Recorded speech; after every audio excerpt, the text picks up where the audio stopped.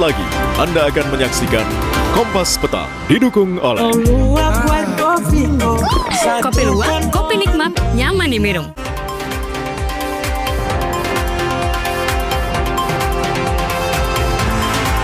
Upaya pemadaman kebakaran di sejumlah lokasi di Kalimantan terkendala sumber air. Pemerintah daerah minta perusahaan swasta bantu suplai air.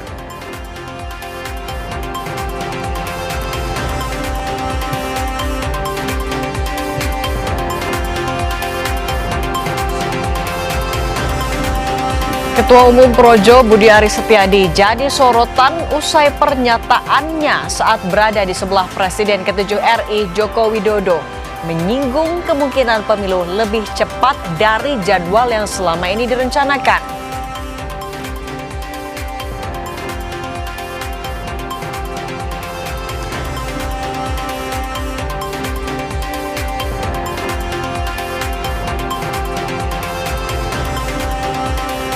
Iran janji akan merespons perluasan sanksi ekonomi yang dilontarkan Amerika Serikat.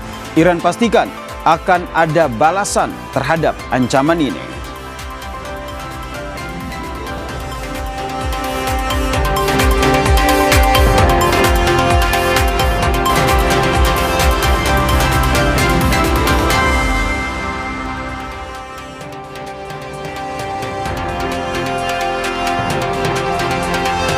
Halo, apa kabar saudara? Selamat datang di program Berita Kompas Petang, hanya di Kompas TV, independen, terpercaya. Saya Cindy Permadi. Dan saya Yasir Neneama di Kompas Petang, edisi 25 Agustus 2026, saudara. Kita mulai Kompas Petang dari peristiwa kebakaran yang melanda sejumlah rumah dan juga lapak semi permanen yang terjadi di kawasan Duren Sawit, Jakarta Timur pada Selasa siang.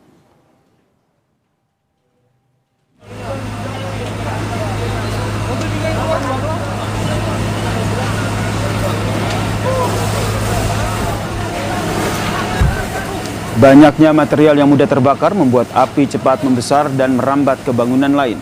Petugas Sudin dan Damkar Jakarta Timur yang tiba di lokasi langsung berusaha memadamkan api agar kebakaran tidak semakin meluas.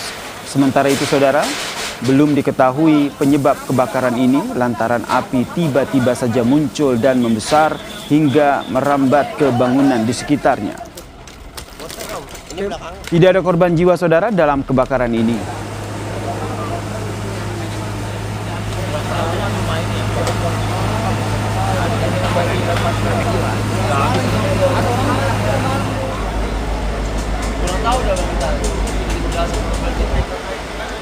Ini terbakar kontrakan dan sekaligus lapak-lapak kayak ini. Jadi di arah Jalan Pendidikan Duren Sawit. Unit yang diluncurkan 18 dengan personel 90 personel demikian. Diduga hilang kendali, sebuah minibus yang membawa rombongan Pengadilan Agama Bombana terjun ke sungai di Desa Langkorone, Muna, Sulawesi Tenggara. 4 penumpang mengalami luka serius.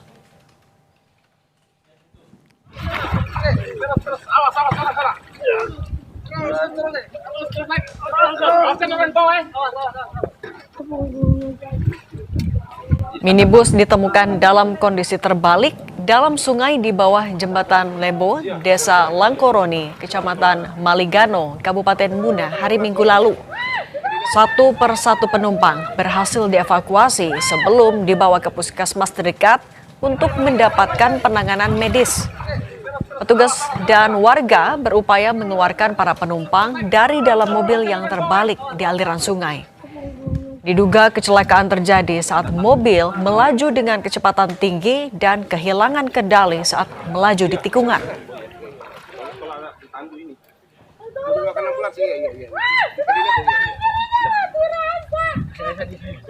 Dari Pengadilan Agama Rumbia, Bombana, pada saat itu mereka telah melakukan kegiatan di Kota Bau-Bau dan hendak pulang ke Kendari. Namun dalam perjalanan, tepatnya di Desa Langkoroni, sopir tersebut, saudara Alvino, hilang kendali pada saat jalan menikung, sehingga kendaraan yang dikemudikan saudara Alvino jatuh ke kali dan mengakibatkan 4 orang mengalami luka-luka. Saudara, pemerintah Kelurahan Pendingin, Kecamatan Sanga-Sanga di Kutai Kartanegara, Kalimantan Timur, keluhkan sumber air yang minim dalam menangani kebakaran hutan dan juga lahan. Pemerintah setempat meminta perusahaan sekitar untuk sigap membantu penanganan terutama suplai air.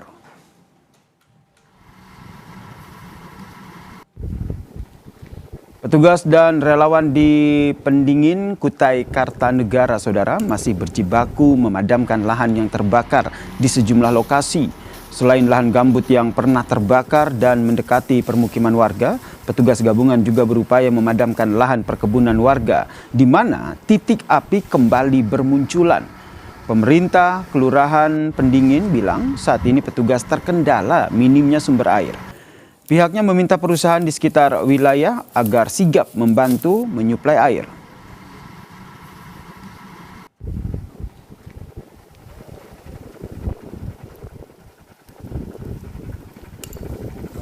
Kita cuma suplai airnya agak kurang. Perusahaan sigap lah gitu loh Pak, dengan permintaan kita. Karena ada beberapa perusahaan yang kita mintanya dari siang Pak, sore baru datang gitu. Mungkin kita harapkan ada pemerintah yang lebih tinggi lagi Pak untuk menegur perusahaan.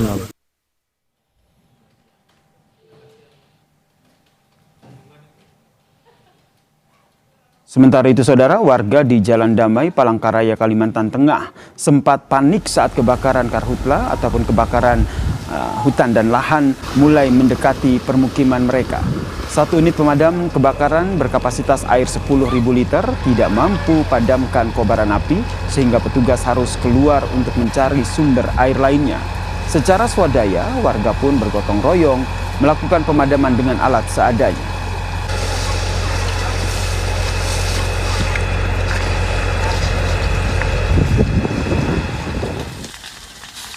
Titik api udah hampir 15 hari. Awal titik api di belakang. Iya, udah lama Pak. Cuma masyarakat sini aja kalau hidup mati pakai selang itu aja. Karena ya kita maklumi pemadam kan sibuk semua. Nggak ada di pos mereka. Kami udah hubungi cuma kan semua udah di titik api. Jadi kita maklumi. Jadi masyarakat sini aja yang melakukan. Terhitung sejak Januari hingga Agustus, kebakaran hutan dan lahan di Provinsi Riau mencapai 16.000 hektar lebih. Hingga saat ini ada 7 titik api di Provinsi Riau. 600 petugas diterjunkan melakukan pemadaman melalui jalur darat. Petugas dibagi untuk memadamkan karhutla di beberapa kabupaten di Riau, seperti di Kabupaten Pelalawan dan Kabupaten Kampar. Selain tim darat, tim Satgas Karhutla juga diperkuat dengan 4 heli waterbombing guna menjangkau wilayah yang sulit diakses.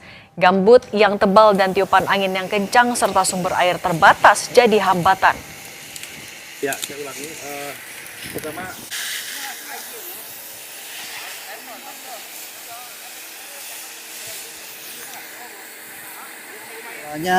ya itu tadi, gambutnya tebal. Kemudian sudah masih banyak pepohonan yang terbakar, kemudian angin kencang dan sumber air yang kering. Jadi embung yang kita gali itu untuk 1-2 jam nyiram udah habis. Jadi kita harus tunggu lagi airnya datang baru kita nyiram lagi. Presiden Prabowo Subianto memerintahkan aparat penegak hukum termasuk Polri, Kejaksaan, dan Badan Intelijen Negara atau BIN untuk menindak tegas dan mempidanakan pelaku pembakaran hutan dan lahan. Langkah ini diambil menyusul meluasnya titik api di wilayah Kalimantan dan Sumatera pada Agustus 2026. Presiden menegaskan pemerintah akan langsung mencabut seluruh izin usaha korporasi jika ditemukan indikasi sekecil apapun bahwa mereka menyuruh pihak tertentu membakar lahan.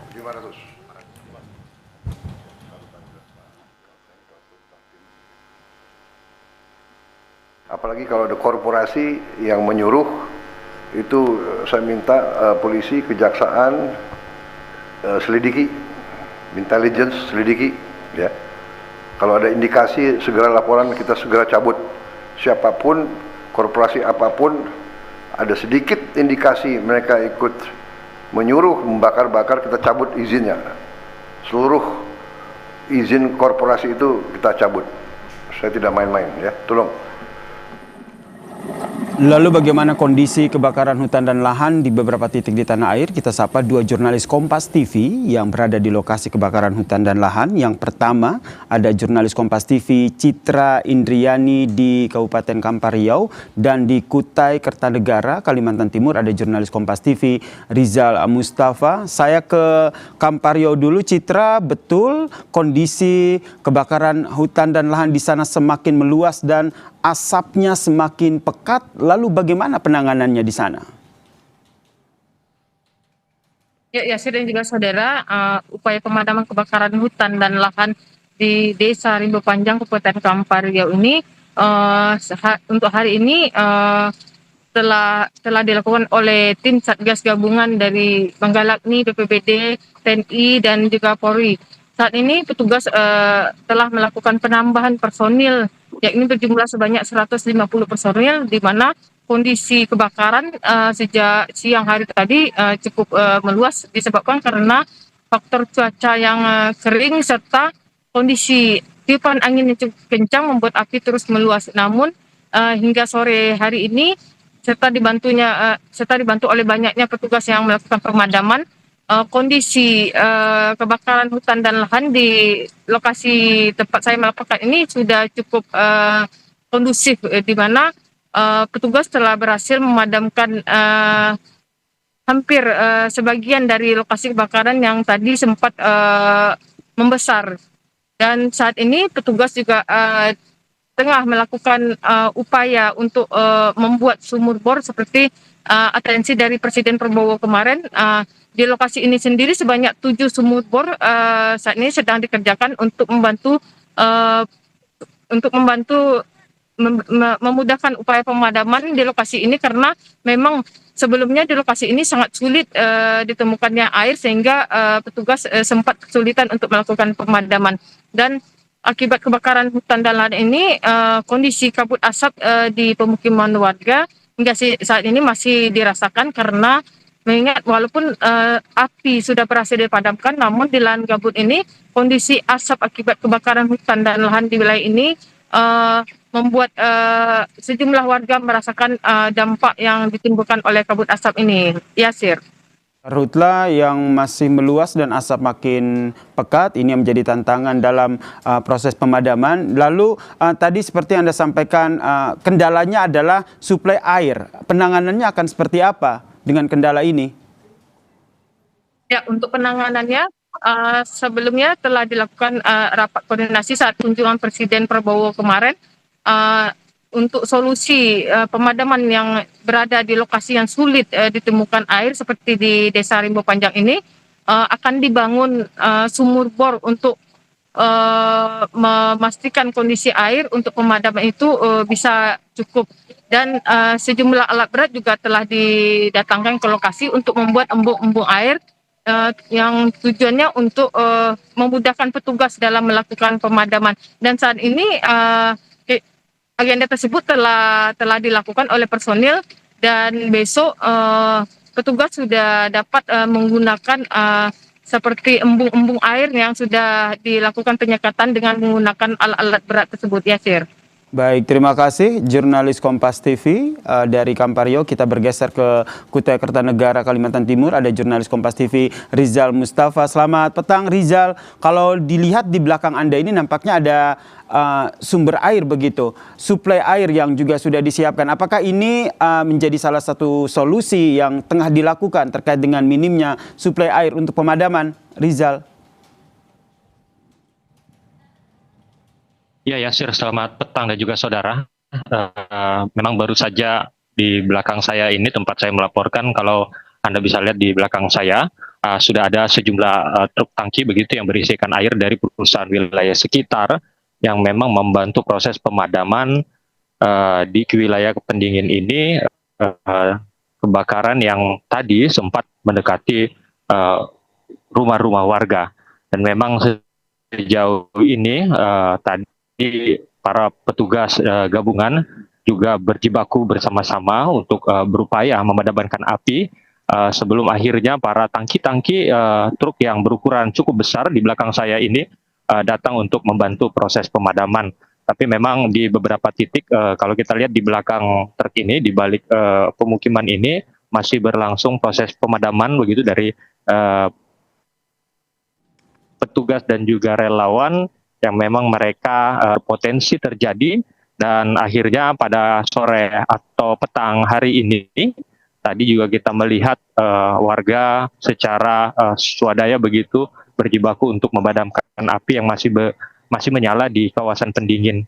Dan kalau kita lihat Yasir, di belakang saya ini situasinya kabut asap akibat kebakaran tadi memang sudah terlihat pekat, bahkan saya pun juga agak susah untuk bernapas, dan jarak pandang di wilayah sini hanya 20 meter begitu, dan situasinya saat ini proses pemadaman kebakaran lahan dan hutan, maksud kami kebakaran hutan dan lahan yang mendekati permukiman masih berlangsung, dan beberapa titik yang sudah padam juga para warga secara pribadi memadamkan menggunakan air yang mereka miliki untuk menjaga atau mewanti-wanti agar api tidak kembali menyala. Yasir.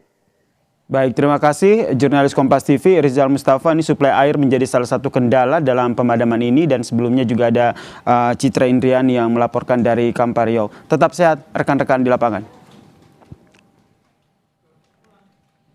Kami akan kembali dengan informasi pesawat Kasam milik TNI tergelincir di runway Bandara Internasional Sultan Hasanuddin, Sulawesi Selatan, Selasa siang.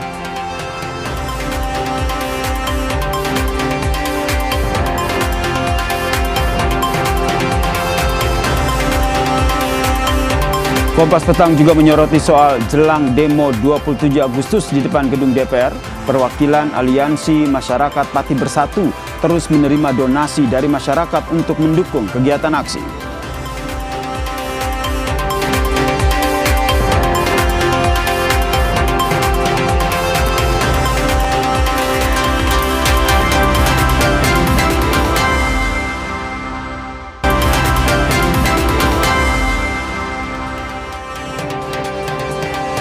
Terima kasih Anda masih menyaksikan Kompas Petang, saya Yasir Neneama. Pesawat Kasam milik TNI tergelincir di runway Bandara Internasional Sultan Hasanuddin, Kecamatan Mandai, Kabupaten Maros, Sulawesi Selatan pada Selasa siang. Insiden pesawat tergelincir kembali terjadi di Bandara Internasional Sultan Hasanuddin, Kabupaten Maros pada pukul 11:25 waktu Indonesia Tengah. Pesawat Kasam milik TNI ini tergelincir di landasan pacu utara selatan. Hingga saat ini proses penanganan masih berlangsung. Sementara itu operasional bandara dan penerbangan berjalan normal. Pesawat Kasa TNI merupakan pesawat angkut taktis ringan bermesin turbo prop ganda yang diproduksi bersama oleh pabrikan Spanyol Kasa dan juga PT Dirgantara Indonesia.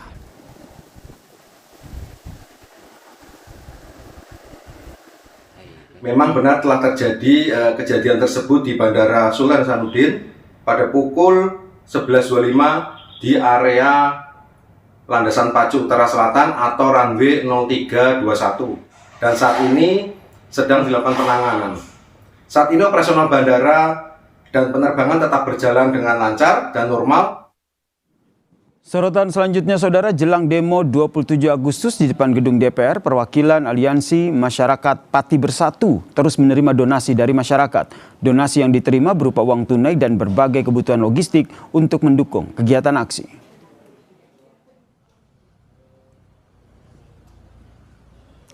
Bantuan donasi dari masyarakat terus berdatangan di depan gedung DPR pada Selasa siang, saudara.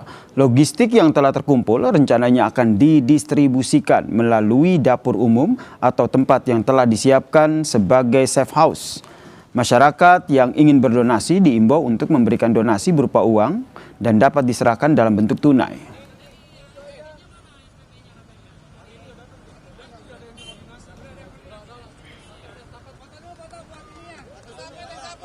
Hari ini saya menginformasikan juga buat masyarakat di tanggal sekarang ini kan tanggal 25 ya. Kita juga menghimbau, ada himbauan dari pihak kepolisian, memang di hari ini kita tidak membuka posko gitu ya. Nanti kalau misalkan memang membuka posko itu bisa menghubungi saya gitu. Dan ini juga mungkin nanti barang-barang logistik ini juga nanti kita yang akan koordinasiin. Kalau untuk maksa ya kita juga kan tidak tahu ya, karena udah beredar lebih luas ya, mungkin banyak sih yang ingin berdonasi uang, bila mana itu mendingan lebih baik cash aja. Untuk jadwalnya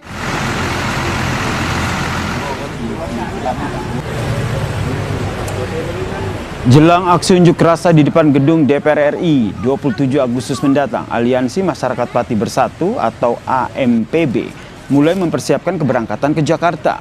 Selain menyiapkan 4 bus, mereka juga mempersiapkan sejumlah properti untuk aksi unjuk rasa yang menuntut pengesahan RUU perampasan aset di DPR.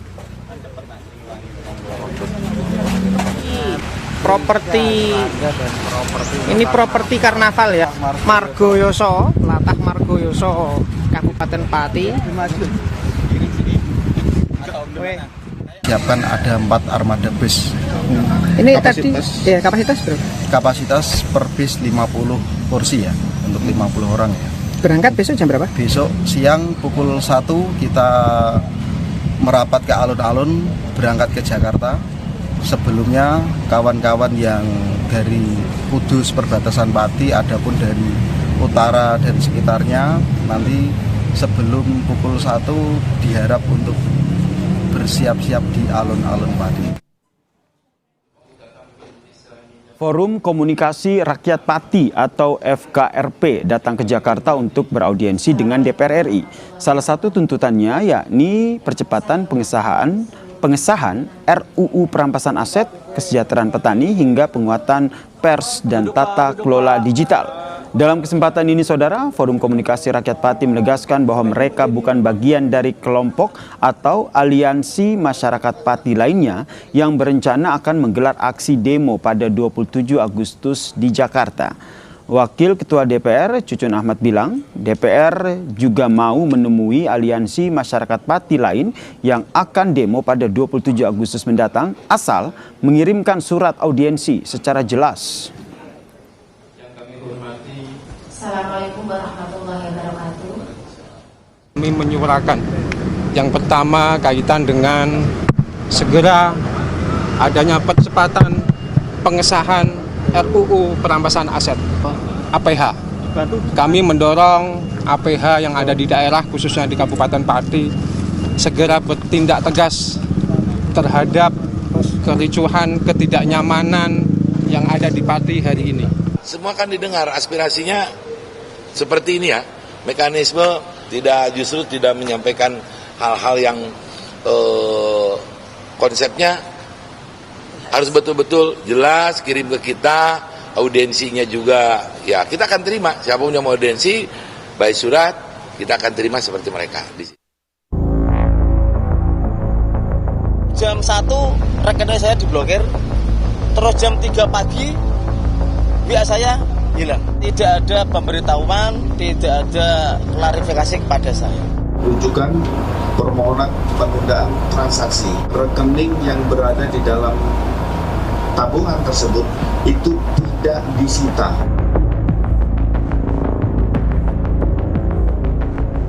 Rencana demo di depan gedung DPR RI pada 27 Agustus 2026 diwarnai polemik pemblokiran rekening donasi koordinator aksi.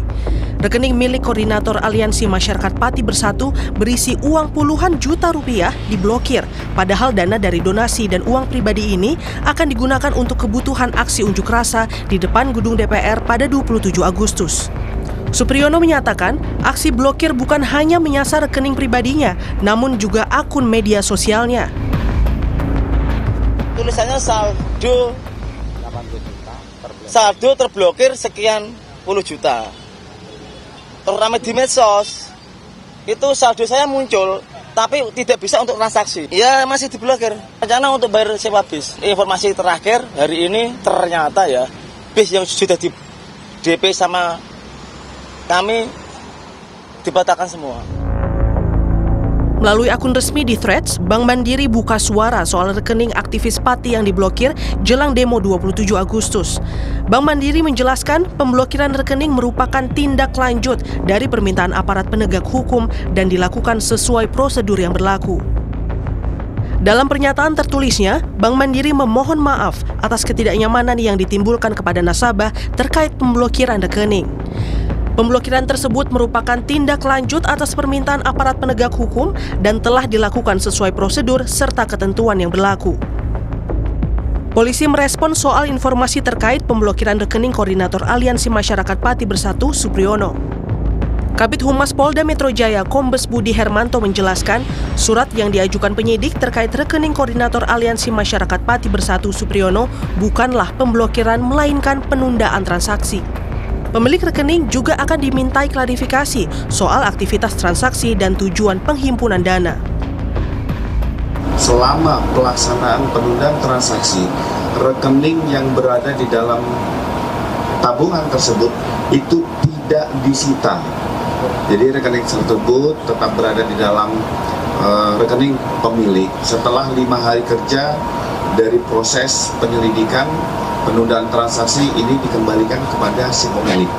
Kita harus bisa pisahkan antara pemblokiran dengan penundaan transaksi. Rekening donasi untuk mendukung aksi unjuk rasa pada 27 Agustus di DPR mengalami penundaan transaksi hingga Jumat. Namun sejumlah penggalangan dana dan bantuan tetap dilakukan secara langsung. Tim Liputan, Kompas TV.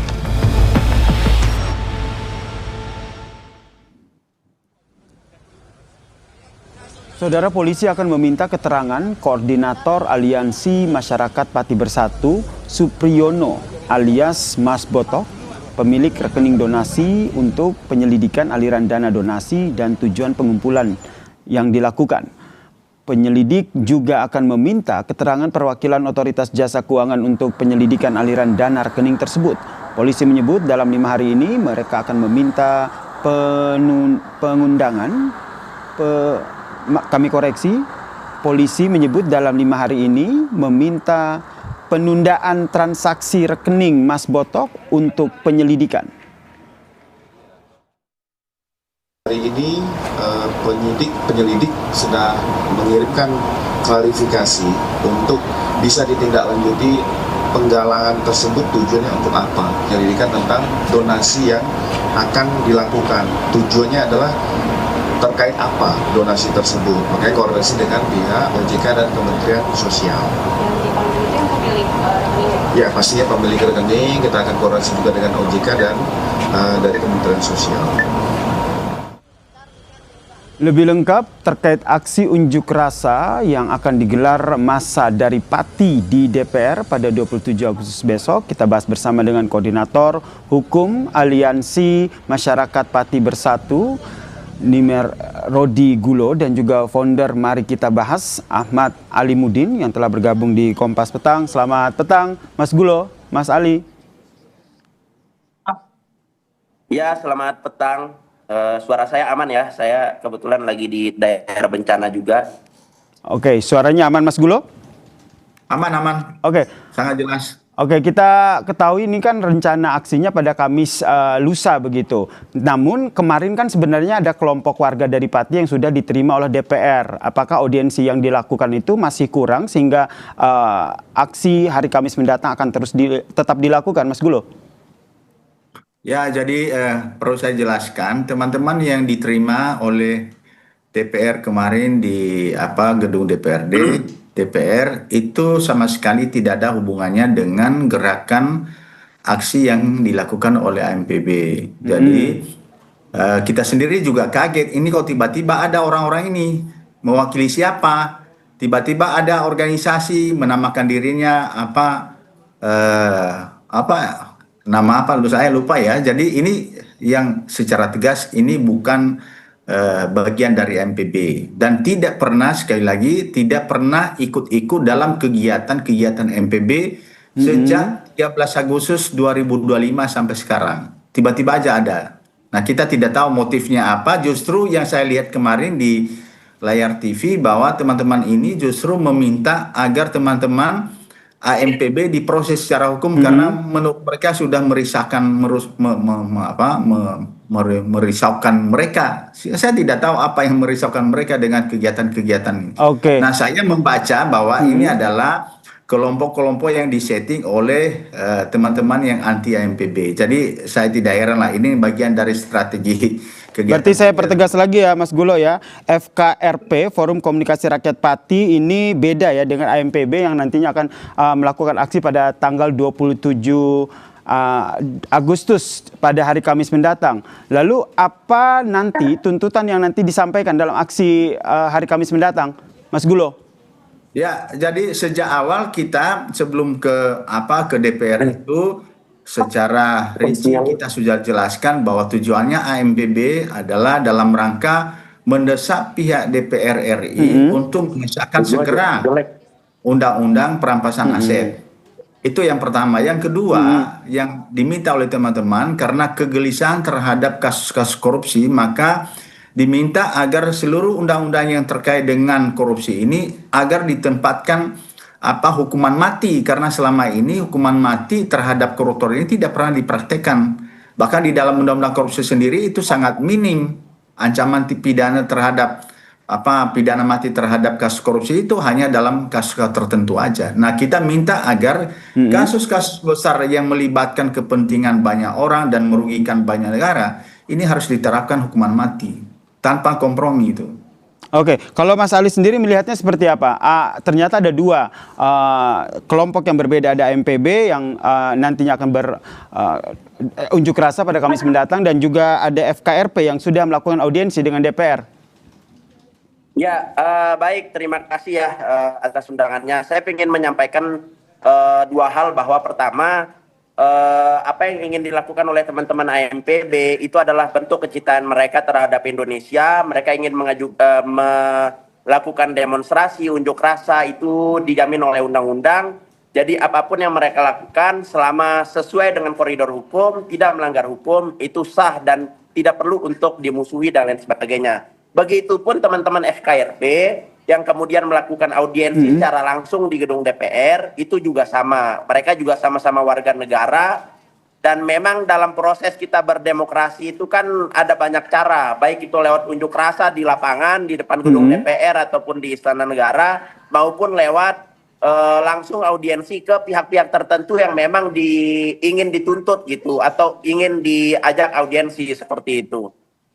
Sehingga kalau kita lihat ini kan sebenarnya ternyata beda begitu. Kalau seandainya ada perbedaan seperti ini, Anda melihatnya seperti apa, Bang Ali, dalam penyampaian aspirasi? Karena tadi kata Bang Gulo, wah ini jangan-jangan ada pihak-pihak yang ingin mengganggu aksi yang dilakukan pada Kamis mendatang, Mas Ali. Tapi jangan dijawab dulu, perbincangannya kita lanjutkan usai jeda. Tetaplah bersama kami di Kompas Petang.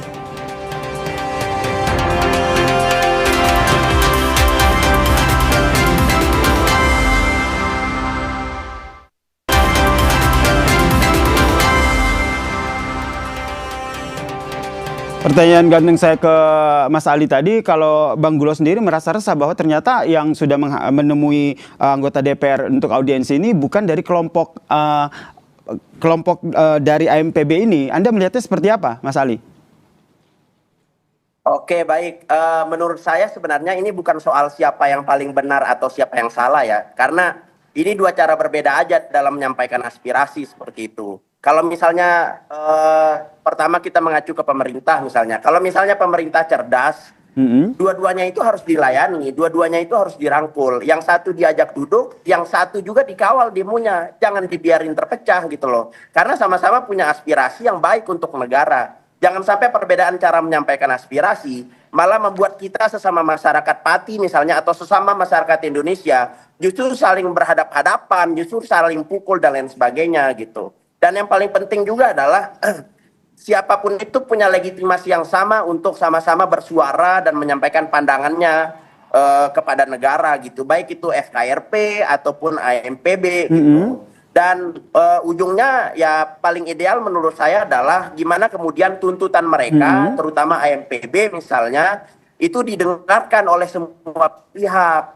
Karena menurut saya kan tuntutannya ini penting ya, 3 hal yang sangat penting bagi negara saat ini, baik itu sehingga Mas Ali, korupsi lewat perampasan aset, terus kemudian kesejahteraan rakyat dan juga terkait tadi dengan kebebasan pers yang sebenarnya saya juga sepakat soal itu gitu. Nah ini Mas Ali, kalau seandainya Anda melihat ini hanya soal metode aja yang berbeda. Oke, ada metode yang berbeda, tapi Anda sendiri melihatnya memang salah satu tuntutannya adalah perampasan aset. Yang Anda lihat demo pada Kamis mendatang, apakah hanya itu saja yang akan disuarakan, tapi atau ada agenda lain yang ingin disuarakan? Terlepas ada agenda lain atau enggak ada agenda lain, menurut saya adalah apa yang dituntut hari ini itu memang masih menjadi PR sampai hari ini, terutama di DPR. Karena UU perampasan aset ini kan memang udah masuk prolegnas, tapi belum dibahas juga oleh DPR.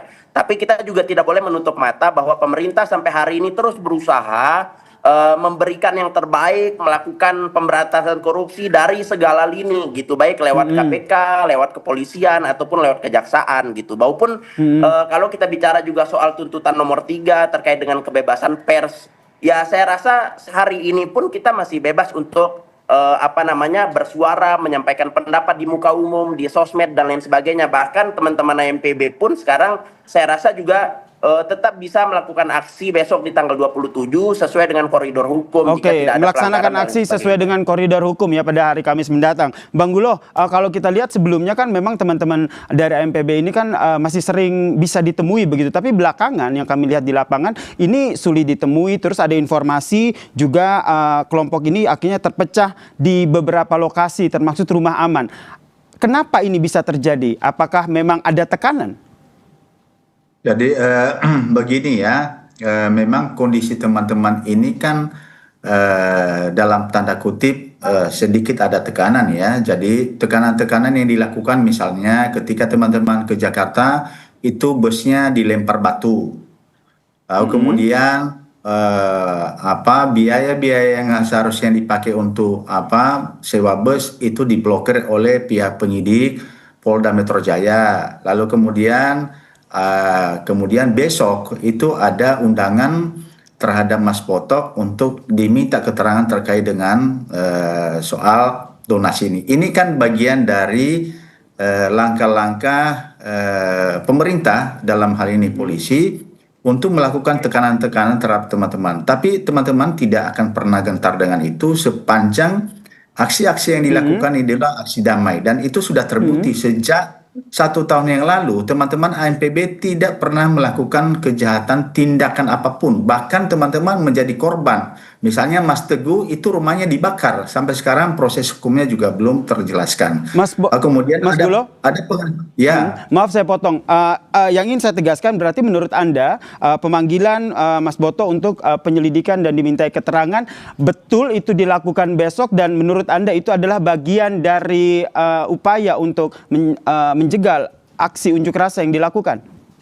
Ya, saya pikir cara ini yang harus kita hindari ya. Jadi kalau pemerintah ingin menerima aspirasi dari teman-teman masyarakat termasuk AMPB, tindakan-tindakan itu harusnya tidak dilakukan. Tindakan misalnya ya, tindakan pelemparan bus itu sampai kaca pecah di jalan, kan siapa yang melakukan itu coba? Lalu kemudian nyata-nyata uang yang harusnya donasi itu yang hanya 80.900.000 itu diblokir tanpa proses hukum yang benar. Sebenarnya kalau misalnya itu dilakukan blokir, kan sudah ada undang-undang hukum acara yang diatur di dalam Undang-Undang Nomor 8 Tahun 2010 soal tindak pidana pencucian uang. Itu nggak boleh dilakukan itu. Harus atas permintaan dari PPAT. Nggak boleh langsung dilakukan oleh teman-teman penyidik. Apalagi perkaranya belum sampai pada tahap penyidikan. Jadi upaya paksa berupa pemblokiran itu sebagaimana diatur dalam KUHP itu nggak boleh dilakukan itu tanpa perkara itu sampai pada tahap penyidikan. Kalaupun misalnya tidak diblokir katanya penundaan misalnya, itu hanya boleh dilakukan itu atas permintaan PPATK. Nah, PPATK sendiri sudah menjelaskan kepada publik bahwa kami tidak pernah meminta untuk itu. Ini kan cara-cara menurut saya cara-cara yang tidak elegan. Jadi pemerintah terlalu takut terhadap rakyatnya. Kecuali kalau AMPB ini track recordnya misalnya itu sudah berlangsung melakukan tindak pidana sama sekali. Bahkan mereka menjadi korban tindak pidana. Jadi nggak perlu ditakuti itu. Oke, saya ke Mas Ali. Ini dinilai pemerintah tidak elegan nih dalam melakukan pemblokiran. Ya, saya kira nggak ada yang nggak ada yang menolak AMPB untuk melakukan demonstrasi atau aksi ya. Kalau misalnya tadi tertuduhnya kepolisian itu kan lantas siapa ya? Kita juga maksud saya kepolisian pun berhak dong bertanya atas dasar apa tiba-tiba yang dituduh adalah kepolisian gitu. Terus kemudian juga kalau kita bicara soal demonstrasi ini kan ya tentu hak-hak teman-teman yang pengen berdemonstrasi sekali lagi perlu dilindungi dan harus dilindungi karena itu dijamin oleh undang-undang. Pengelolaan dana donasi yang menjadi hal yang diangkat oleh kepolisian tentu juga boleh-boleh aja, sah-sah saja untuk diperiksa kalau memang itu ada dasar hukumnya. Ingat saya bilang sekali lagi kalau ada dasar hukumnya. Kalau tadi misalnya Mas Gulo kan mengacu juga soal ini tahap penyelidikan. Berarti saya sepakat dengan Mas Gulo soal di tahap ini memang seharusnya tidak dilakukan pemblokiran atau misalnya penahanan terhadap suatu transaksi dan lain sebagainya karena memang tahapannya masih penyelidikan bukan penyidikan karena ketika sudah masuk tahap penyidikan baru boleh dilakukan oleh kepolisian. Tapi ya bagaimana kepolisian menjelaskan itu kepada masyarakat itu juga penting kayak gitu. Dan kalau misalnya ada bukti-bukti yang memang itu terkait dengan TPPU dan lain sebagainya ya silakan aja diproses secara hukum. Tapi kalau nggak ada jangan dipaksakan karena ini justru akan merusak citra pemerintah sendiri gitu. Karena pemerintah sendiri nggak pernah menolak siapapun untuk berdemonstrasi. Pemerintah sendiri juga nggak pernah melarang siapapun untuk melakukan aksi atau bahkan melakukan audiensi langsung kepada pemerintah lewat lewat kementerian-kementeriannya ataupun langsung ke DPR dan lain sebagainya. Jadi maksud Anda siapa dijamin. yang jangan dipaksakan untuk memblokir ini? Polisi atau seperti apa? Iya, jangan dipaksakan maksud saya kalau misalnya itu tidak ada bukti-bukti yang konkret, nggak ada bukti yang jelas, ya jangan dipaksakan. Atau misalnya ada undang-undang yang memang itu terlalu dipaksakan, jangan dipaksakan gitu. Karena ujung-ujungnya nanti justru akan memperburuk citra pemerintah di hadapan masyarakat kayak gitu. Oke, jadi kalau seandainya saya ingin menegaskan kembali bahwa gimana singkat saja Bang Ali? Boleh-boleh aja, ya. Iya demonstrasi itu boleh-boleh aja, sah-sah aja. Kemudian dana diperiksa berdasarkan hukum itu penting banget. Orangnya diperiksa secara proporsional dan prosedural, jangan sampai merasa dizolimi dan lain sebagainya. Dan kalau bersih ya udah selesai. Biarkan mereka demo dengan baik, sampaikan aspirasinya, pemerintah dengar, lalu kemudian kita duduk bareng untuk dialog terbuka. Baik, terakhir Bang Gulo berarti masih sesuai rencana ya aksi demonstrasi di DPR tanggal 27. Singkat saja. Ya, jadi besok itu teman-teman akan kumpul untuk menerima donasi dalam bentuk barang dan uang untuk kepentingan bersama. Nanti pelaporannya akan dilakukan sebagaimana yang biasa dilakukan di Pati. Yang kedua, itu mereka akan berkonsolidasi besok di depan DPR RI untuk merumuskan lagi langkah-langkah yang akan ditempuh untuk demo di tanggal 27. Tapi intinya adalah ada dua hal. Yang pertama, sebisa mungkin segera untuk lakukan pengesahan terhadap undang-undang perampasan aset. Baik, kami sudah tangkap poinnya, masih sesuai rencana, kita nantikan seperti apa aksi unjuk rasa di tanggal 27 mendatang. Terima kasih Mas Gulo, terima kasih Bang Ali telah berbagi informasi dan perspektif dari Kompas Petang. Salam sehat semuanya. Terima kasih. Usai jeda saudara, Kompas Petang masih akan hadir dengan informasi Ketua Umum Projo Budi Aris Setiadi jadi sorotan usai pernyataannya saat berada di sebelah Presiden ke-7 RI Joko Widodo yang menyinggung kemungkinan pemilu lebih cepat dari jadwal yang selama ini direncanakan. Pembahasannya usai jeda bersama rekan Cindy Permadi.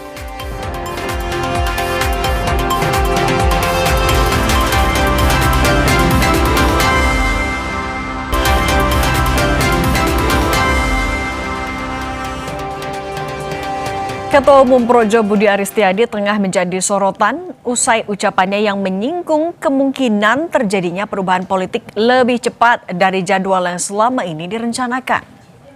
Pastinya ini terjadi yang namanya, kalau menurut pendapat saya, terjadinya yang namanya patahan sejarah. Bagaimana tahun 97 tiba-tiba pemilu berikutnya 99? Sebuah potongan video yang menampilkan Ketua Umum Projo Budi Aris Setiadi jadi perbincangan di media sosial. Dalam video itu, Budi Ari yang duduk di sebelah Jokowi berbicara di hadapan pendukungnya. Budi Ari mengaku telah menyampaikan insting politiknya secara langsung kepada Jokowi. yakni kemungkinan pemilu lebih cepat sebelum 2029. Menurut Budi, kondisi sosial masyarakat saat ini menunjukkan situasi tidak normal. Ia pun membandingkan sejumlah dinamika yang terjadi saat ini dengan kondisi menjelang reformasi 1998.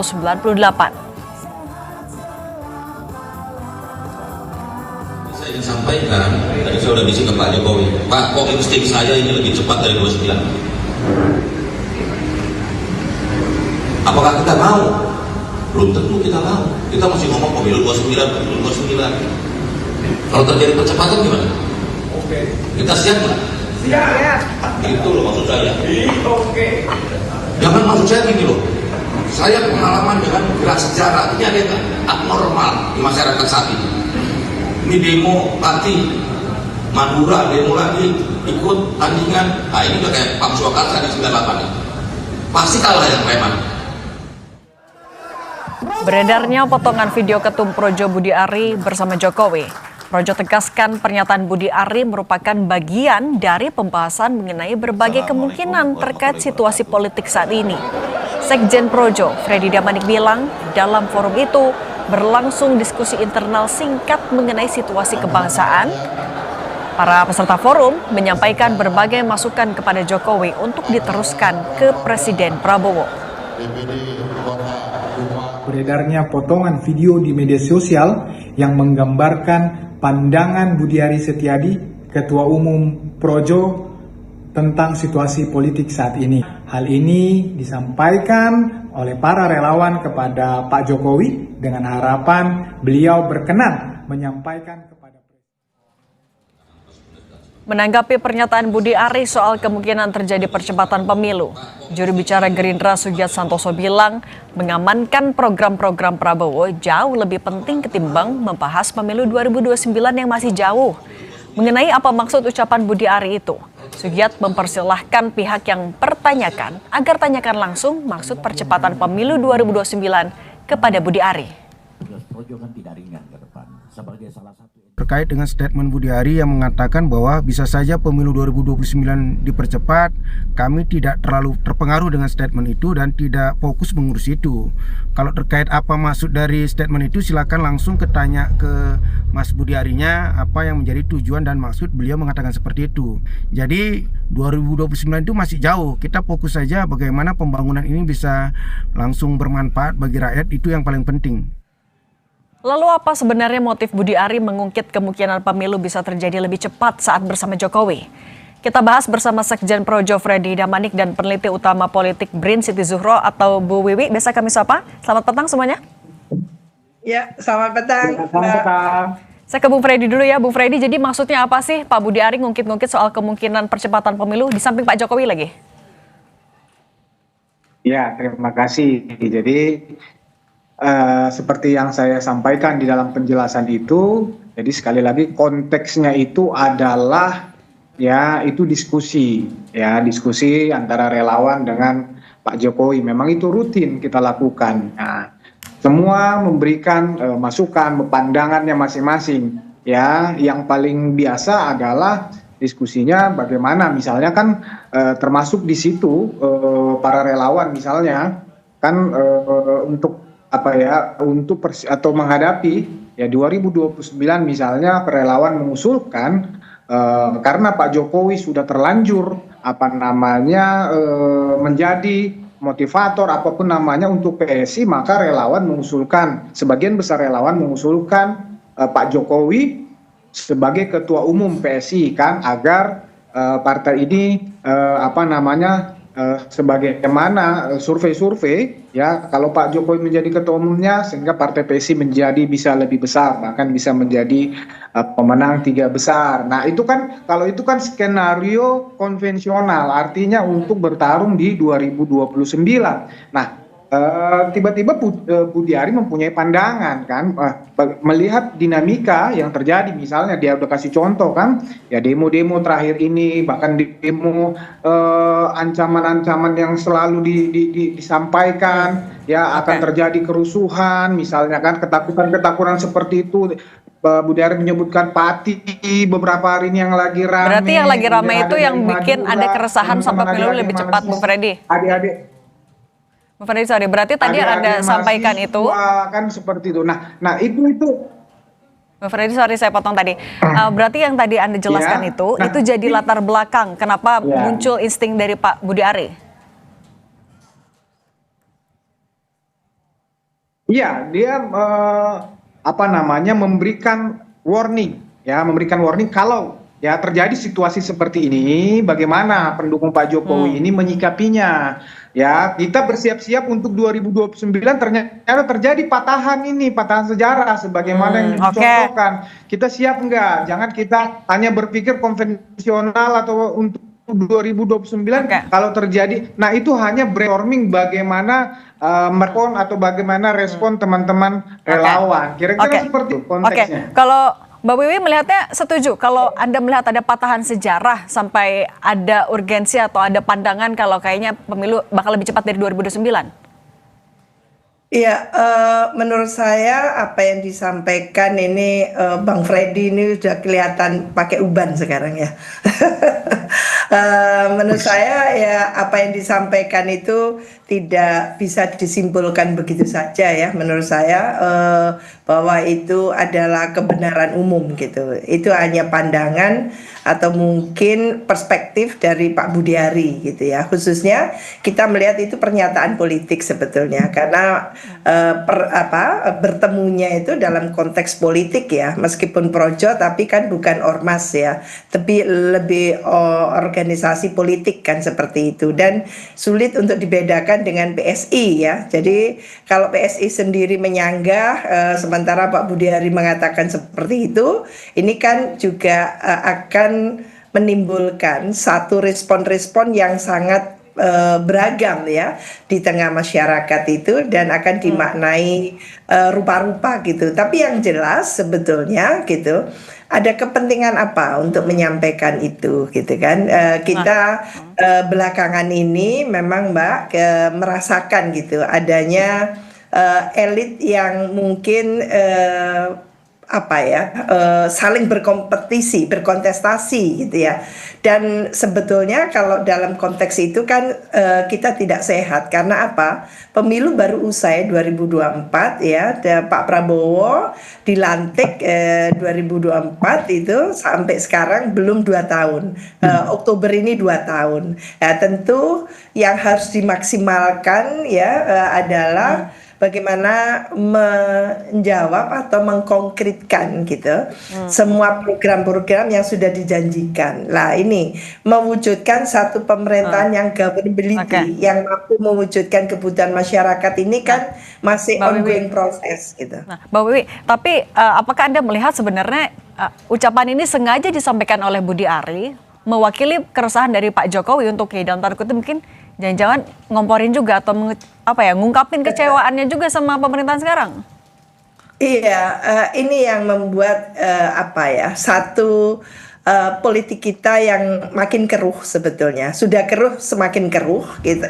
Karena apa? Karena elitnya sendiri itu belum satu perspektif untuk mengisi pasca pemilu 2024. Ini kontestasi, kompetisi terus on and on gitu lah. Ini sebetulnya sangat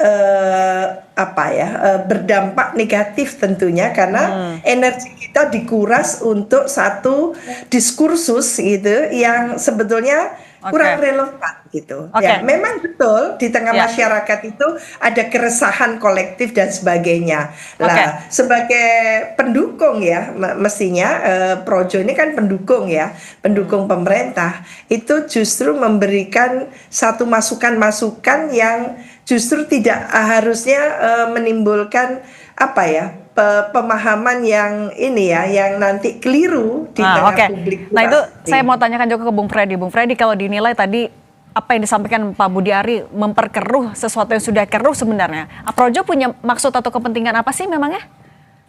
Ya, jadi gini, sekali lagi itu diskusi internal. Memang disayangkan, memang video itu bocor kan begitu. Sekali lagi itu diskusi internal ya, itu yang pertama. Yang kedua, yang projo selaku pendukung pemerintah, tadi Prof Siti udah mengatakan, dan sehari sebelumnya kita jelas menyatakan kembali dukungan kita kepada pemerintah pas kita ulang tahun. Nah, memang ini sangat disayangkan bocor video itu yang pertama. Nah, yang berikutnya sebetulnya kan bukan projo ya, bukan projo yang menghembuskan isu-isu ya, tadi Prof Siti mengatakan mengeruhkan situasi, bukan kan? Bahkan yang paling tergres misalnya Denny Indrayana mengancam kalau ke Presiden Prabowo kalau nggak mundurkan Gibran maka presiden yang akan dimundurkan. Kan sebetulnya projo tidak pernah masuk di isu itu dan tidak pernah bermain di situ. Boleh dicek lah, boleh dicek. Iya, tapi ya, Bung Freddy, sorry saya potong dulu. Tetapi memang ini sangat disayangkan. Memang ini bocor, kemudian ditambahkan narasi-narasi oleh orang-orang yang memang suka adu domba, suka provokasi. Itu kan diskusi internal bagaimana menjawab keresahan itu, dan dengan harapan yaitu tadi kata Prof Siti, Pak Jokowi bisa menyampaikan masukan keresahan-keresahan tersebut pada Presiden Prabowo. Sebetulnya kan begitu konteksnya. Tapi kan itu disampaikan juga sama Ketua Umum Projo, itu tidak mewakili Projonya sendiri maksudnya, dan tidak mewakili Pak Jokowi. Oh iya, itu pandangan Ketua Umum Projo. Ya, sekali lagi itu pandangan Ketua Umum Projo. Nah, jelas itu tidak mewakili Jokowi. Pak Jokowi merespon itu memang bukan secara langsung, tetapi di dalam hukuman merespon semua pernyataan maupun informasi masukan relawan Pak Jokowi.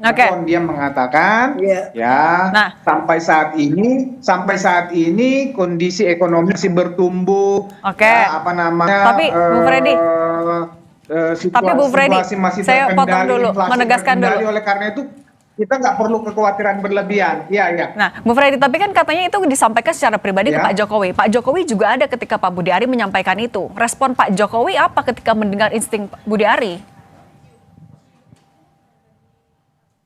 Ya, itu yang saya sampaikan tadi. Jadi baik secara pribadi ketika Budi Ari menyampaikan itu kepada Pak Jokowi langsung menanggapi belum masuk pada situasi itu karena ekonomi kita masih baik, masih bertumbuh di atas 5%, inflasi masih terjaga, demokrasi perbedaan itu biasa tetapi belum mengarah ke situ, belum mengarah kepada patahan sejarah itu.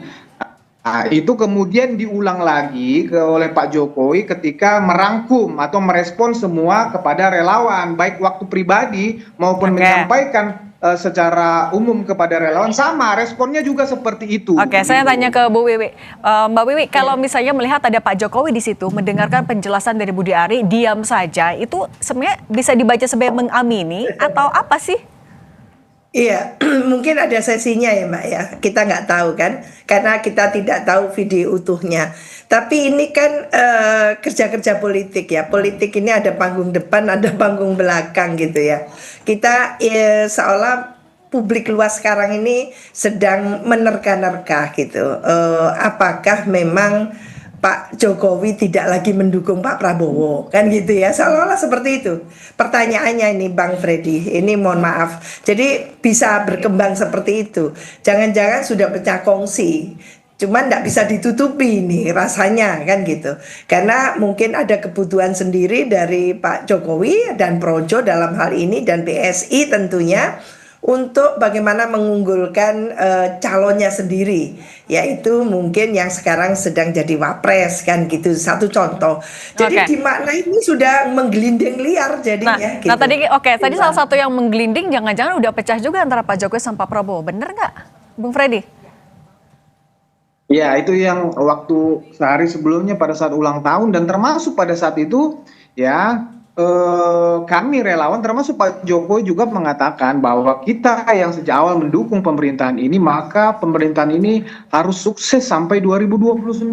Pernyataan itu udah berulang kali, baik pada saat momen itu ya, diskusi itu kemarin maupun sekali lagi hari Minggu ulang tahun Projo. Jadi sampai sekarang ya kami memahami dan Pak Jokowi menyampaikan dan di publik juga kan terlihat begitu loh, hubungan Pak Jokowi dengan Presiden Prabowo masih sangat baik. Yang terakhir ini ulang tahun kemerdekaan, terus pernikahan Rizky Ajudan. Jadi sekali lagi memang itu hanya karena video itu bocor. Berarti tapi nggak pecah ya Bu Freddy? Narasi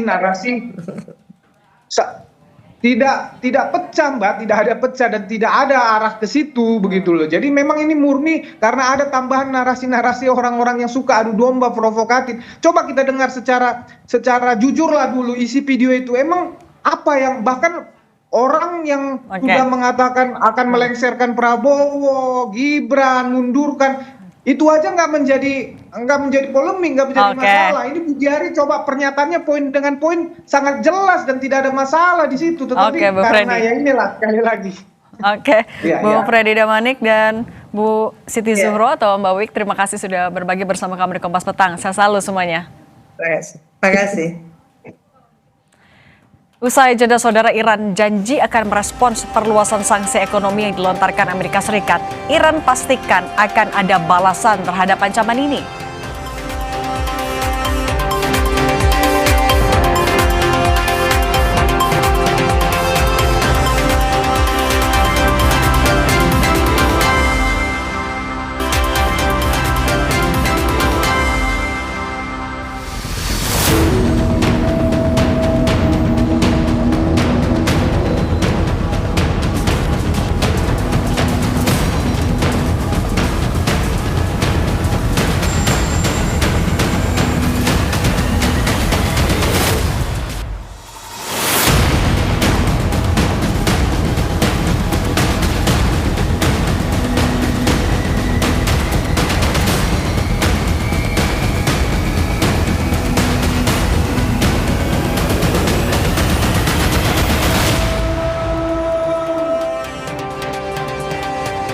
Kami lanjutkan informasi di Kompas Petang, saya Yasir Nene Ama. Eskalasi konflik Amerika Serikat dan Iran kembali memanas usai Amerika mengancam akan memberlakukan sanksi ekonomi yang lebih luas termasuk kepada negara yang berbisnis dengan Iran. Amerika bahkan tidak segan kembali mengerahkan militernya untuk menekan Iran. Menteri Urusan Perang Amerika Serikat Pete Hegseth bahkan membuka peluang jika perlu menggunakan serangan militer usai pemerintahan Donald Trump mengumumkan sanksi sekunder terhadap negara-negara yang berbisnis dengan Iran. Hegseth juga menyatakan penggunaan serangan militer dapat dilakukan di Selat Hormuz atau wilayah sekitar Iran.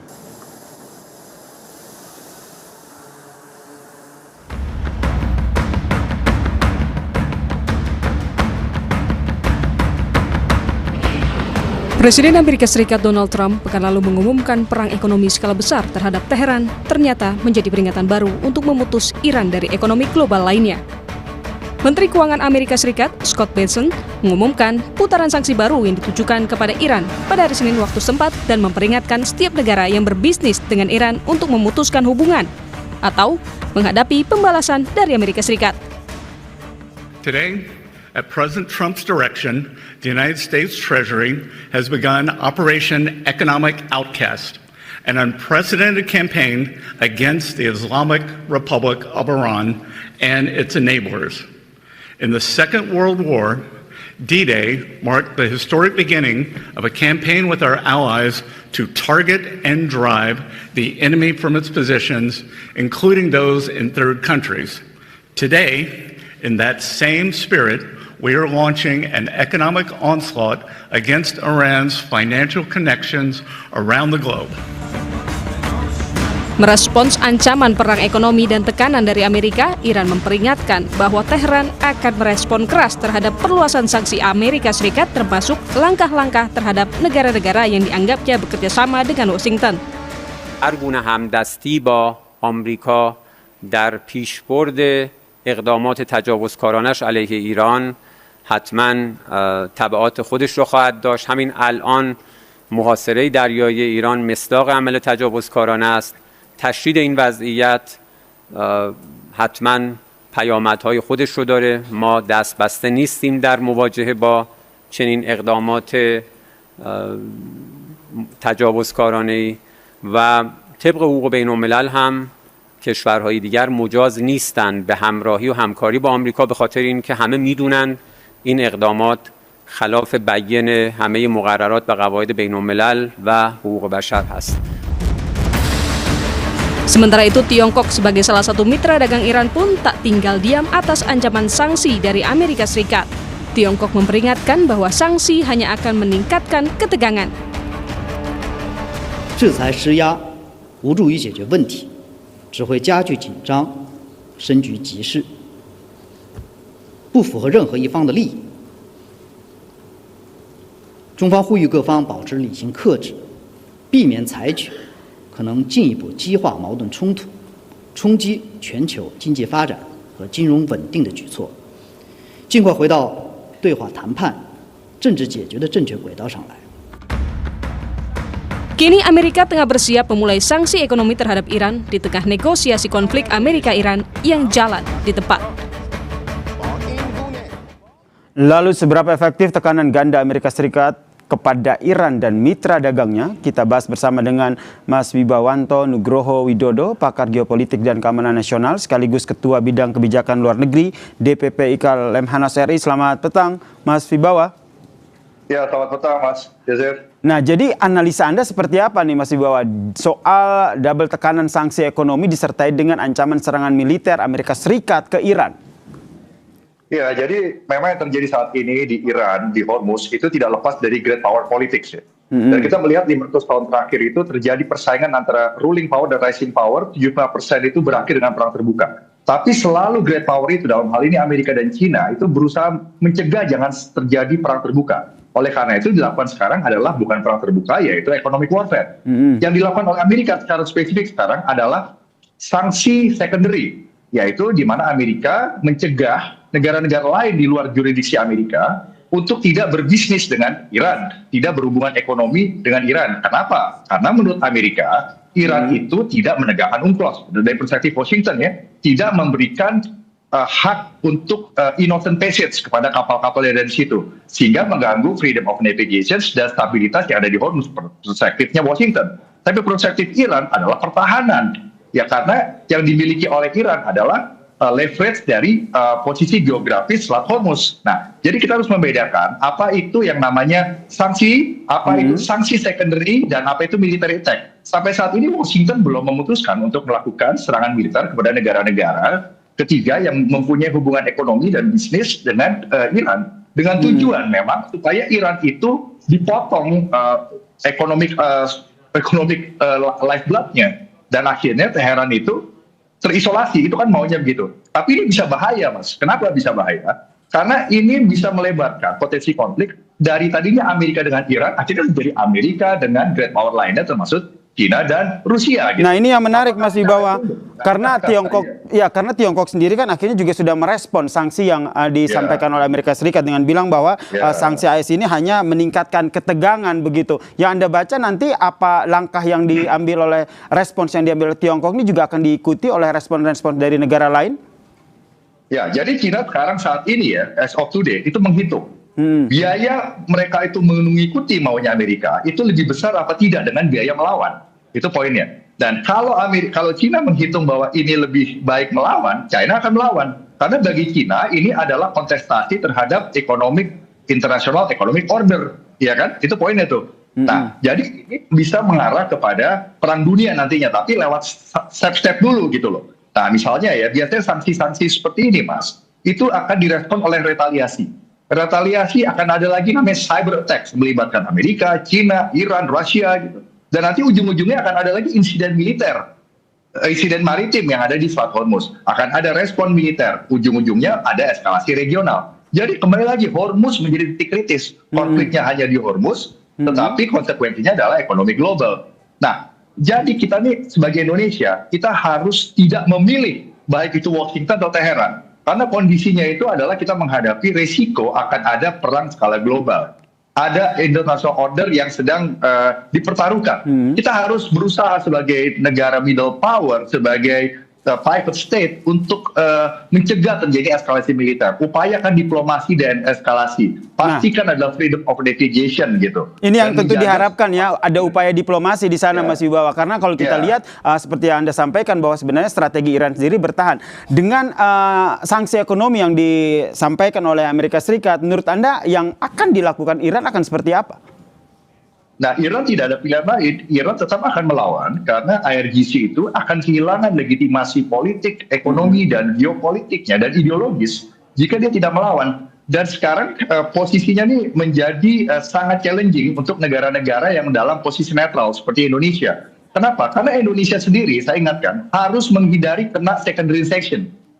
Sanksi secondary ini jangan sampai terkena ke Indonesia. Dan Indonesia tetap harus tidak memilih Tehran atau Iran. Itu poinnya tuh. Karena kita dihadapkan pada tiga kemungkinan eskalasi, Mas. Yang pertama adalah eskalasi ini masih terkontrol. Yang kedua, ada ekspansi dari perang ekonomi ini. Yang ketiga, ada yang namanya eskalasi regional yang sudah melibatkan keterlibatan militer. Nah, ini yang menjadi concern kita gitu. Sehingga jadi ini, Mas Wibawa, Anda membacanya kalau kita lihat kan ancaman-ancaman dari Amerika Serikat ini sering terlontar. Tapi kalau ancaman sanksi sekunder terhadap negara-negara yang berbisnis dengan Iran ini menurut Anda bukan isapan jempol biasa, bukan isapan jempol belaka dan akan terrealisasi? Nah, kita pisahkan dari bluffingnya Trump dengan sejarah dari great power ya Mas ya, super power. Termasuk tadi yang sudah dijelaskan oleh Menteri Treasury Amerika bahwa perang ekonomi seperti ini memberikan sanksi dalam bentuk secondary sanction itu pernah terjadi sebelum adanya perang dunia, sebelum adanya D-Day. Waktu itu sebelum adanya deployment pasukan di Eropa oleh Eisenhower kan. Waktu itu kan poinnya itu kan. Nah, jadi yang harus diperhitungkan sekarang itu adalah bukan intensinya. Intensi China dan Amerika itu sama-sama menahan perang terbuka, tetapi kembali lagi miskalkulasi gitu. Nah, jadi sekarang Amerika itu sedang menghitung bagaimana mereka mengekspansi economic warfare ini, tetapi China dan Rusia dan siapapun yang mempunyai hubungan ekonomi dengan Iran juga menghitung bahwa mana yang lebih besar ongkosnya, kita ikutin maunya Amerika apa kita melawan. Dan memang yang dipertaruhkan adalah international order, dan Amerika juga sebagai global power, mereka juga harus bertanggung jawab untuk menjaga global order. Jadi tidak gampang kita pilih untuk Amerika, Mas, itu poin. Ini yang masih menjadi pertimbangan dari negara-negara di daerah kawasan yang ikut di Amerika Serikat atau ikut Iran terkait dengan perang ini. Terima kasih Mas Wibawa Nugroho Widodo atas perspektifnya di Kompas Petang. Salam sehat Mas Wibawa. Salam sehat, terima kasih Mas.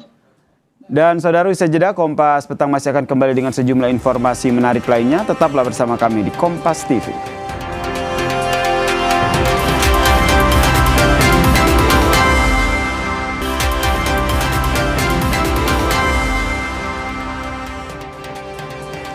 Lebih dari seminggu pasca gempa, warga masih banyak yang bertahan hidup di tenda pengungsian. Mereka pun berharap pemerintah segera memberikan bantuan pembangunan rumah untuk tempat tinggal mereka.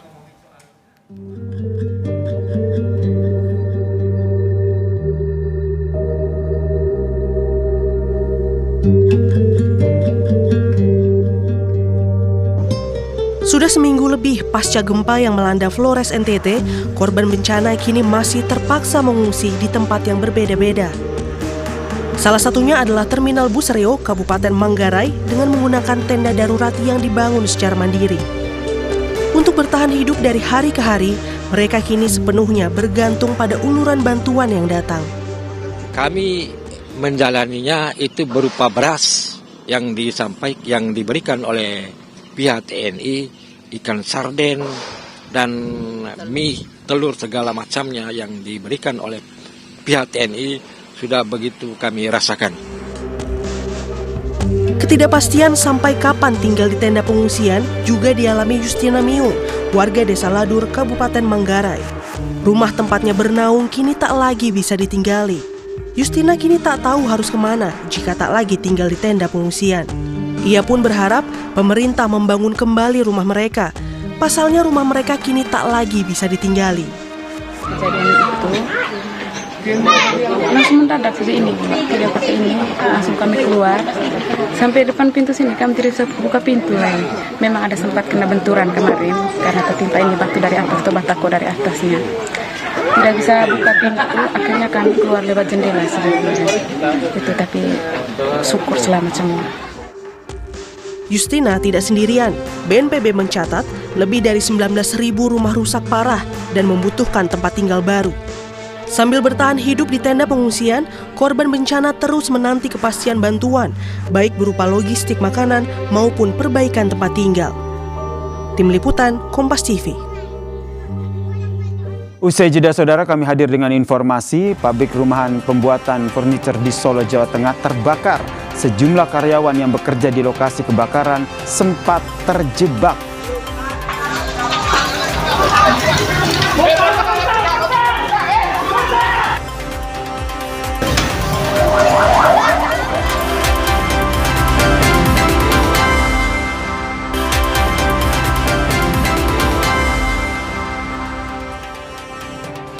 Pabrik rumahan pembuatan furniture di Solo, Jawa Tengah terbakar. Sejumlah karyawan yang bekerja di lokasi kebakaran sempat terjebak.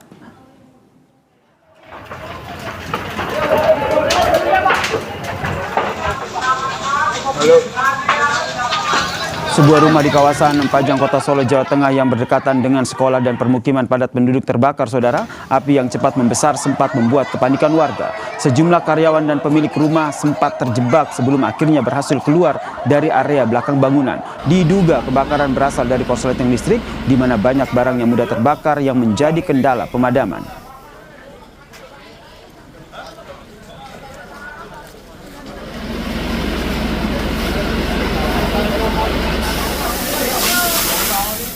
Terima kasih Anda telah menyaksikan Kompas Petang. Saya Yasir Neneama.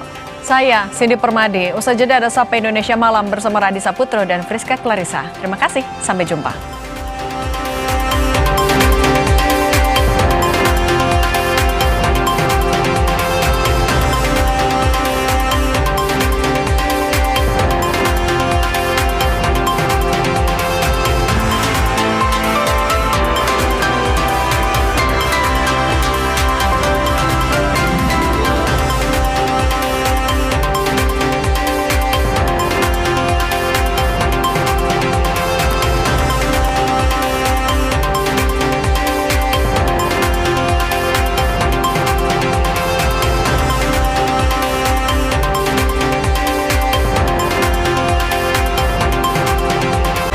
Terima kasih Anda telah menyaksikan Kompas Petang, didukung oleh